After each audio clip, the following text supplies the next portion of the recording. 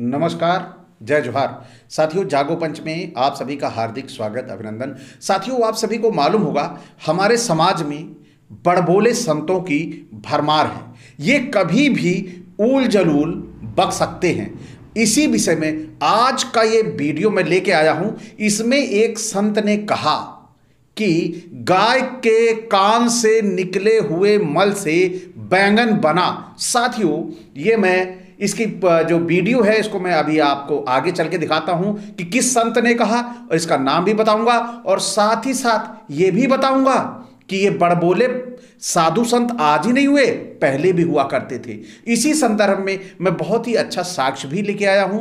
जागो पंच पे उसका वीडियो भी बना हुआ है, लेकिन आज आपको मैं कुछ साक्ष्यों सहित और भी दिखाना चाहता हूं कि आखिर ये साधु संत जिनके ऊपर हमारे समाज का दारोमदार होता है कि हमारे धर्म को वो बहुत ही अच्छा साइंटिफिक रूप से वो प्रस्तुत करें, लेकिन वो इन सब से हटकर ऐसा बोलना शुरू कर देते हैं कि ऐसा लगता है कि अभी अभी इनको ये कृपा हासिल हुई है जादूगरी की और इन्होंने ये सारी चीजें देखी हैं अपनी आंखों से।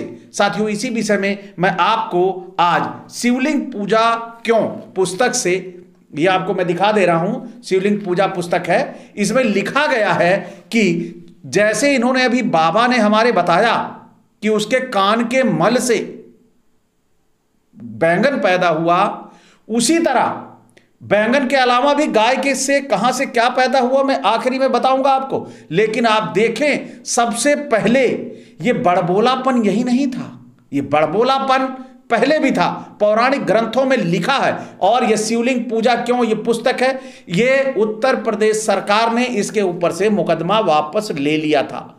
डॉक्टर श्री राम आर्य ने यह पुस्तक लिखी है और इस पुस्तक के 91 पेज पर लिखा हुआ है कि किस प्रकार से शिव के वीर्य से पारा बना। यानी पारा, जो आप बुखार देखते हैं थर्मामीटर होता है, उसके बीच में जो पारा लगा होता है, वो पारा शिव के वीर्य से बना। साथियों, इसके विषय में और भी बहुत कुछ लिखा हुआ है। साथ ही साथ इस पे एक फिल्म भी बनी हुई है जिसमें शिव और विष्णु दोनों साथ साथ बैठे रहते हैं और विष्णु कहते हैं शिव से कि आप संहारक हो और आप दुनिया के विनाश करता हो। ये सारी चीजें बात हो रही होती है तो शिव जी जिद करते हैं, अच्छा कोई बात नहीं, वो सब छोड़ो, जो मैं हूं, मुझे एक बार मोहिनी बन के दिखा दो। तो जब कहते हैं तो मानते नहीं भाई, कहना ही नहीं, मैं नहीं बनूंगा, गड़बड़ हो जाएगी। बोले नहीं, आपको बन के दिखाना पड़ेगा। फिर मानते नहीं। फिर भाई विष्णु थे, उन्होंने कहा कि ये तो संहारक है, सब कुछ है, आपस में लड़ने से अच्छा है, लाओ इनको बन के ही दिखा देते हैं। फिर वो थोड़ी दूर जाते हैं, पेड़ की आड़ के पीछे अपना मोहिनी का रूप धारण कर लेते हैं। ये फिल्म भी बनी है और उस फिल्म में दिखाया गया है किस प्रकार से शिव मोहिनी को खदेड़ लेते हैं। अब जब वो खदेड़ लेते हैं, खदेड़ते खदेड़ते जाते हैं और उसके रूप यौवन में इतने पागल हो जाते हैं कि अपना वीर्य स्खलित कर देते हैं। जब वीर्य स्खलित होता है तो जो पहली बार गिरता है तो वो सोना बन जाता है, दोबारा जब गिरता है तो चांदी बन जाता है, तीसरी बार जब गिरता है तो पारा बन जाता है, जिसका जिक्र आपकी इस पुस्तक में किया गया है। तो साथियों, इसी तरह से हमारे समाज के ये बड़बोले बाबा हैं जो कभी भी ये नहीं ध्यान देंगे कि हमारे समाज में इसका क्या प्रभाव पड़ेगा, दूसरे धर्म के लोग इसको देखेंगे तो क्या सोचेंगे। लेकिन इन बाबाओं ने ये कसम खा रखी है कि धर्म की ऐसी की तैसी करके रखना है। आइए साथियों, पहले मैं इन राजेंद्र दास जो पीठाधीश्वर हैं, इनकी बात आपको सुना देता हूं। उसके बाद फिर हम बात करते हैं कि कैसे हमारे समाज में ये जो जिसको बोलेंगे पोंगा बाबा हैं, जो हमारे समाज में अंधविश्वास और पाखंड फैलाने का काम करते हैं। तो ये बाबा हैं राजेंद्र दास जी, पीठाधीश्वर हैं मध्य प्रदेश के। और साथियों, और इन्होंने क्या कहा है जरा आप सुन लीजिए, आपको आनंद आ जाएगा। कि गाय के कान से भी कुछ मल गिरा, उससे बैगन उत्पन्न हो गया, इसलिए बैगन भी भोग लगना निषिद्ध है। गोपुच्छ से गोभी हो गया, इसलिए फूल वाला गोभी भी खाना निषिद्ध है। गोभी, बैगन, ये सब भगवान को भोग नहीं लगते। अब सब खाए चले जा रहे हैं, क्यों? धर्म शास्त्रों में श्रद्धा नहीं रह गई। पद्म पुराण में लिखा है, यो भक्षेत वृंताकम तस्य दूर तरो हरि। जो बैगन खाता है उससे भगवान दूर रहते हैं। एक बार बैगन खा लेने के बाद उसका संस्कार शरीर में 27 दिन तक रहता है। 27 दिन के भीतर मृत्यु हो जाए तो वो पुण्यात्मा व्यक्ति भी नरक चला जाएगा बैगन के दुष्प्रभाव से। पर उसमें भी थोड़ा सा भेद लोग खोज लेते हैं। शास्त्रों में 2 तरह के वचन मिलते हैं कि वृंताका का निषेध जहां है वह श्वेत वृंताक का निषेध है। सफेद बैगन नहीं खाना चाहिए। शालिग्राम जी के जैसा एकदम चमकता हुआ काला कलूटा हो तो भोग लगाया जा सकता है, ऐसा भी कुछ लोग कहते हैं, पर मैं नहीं कह रहा हूं। साथियों, आपने सुना कि किस प्रकार से राजेंद्र दास जी बता रहे हैं कि गाय के कान से पहले मल गिरा और वो मल बैंगन बन गया।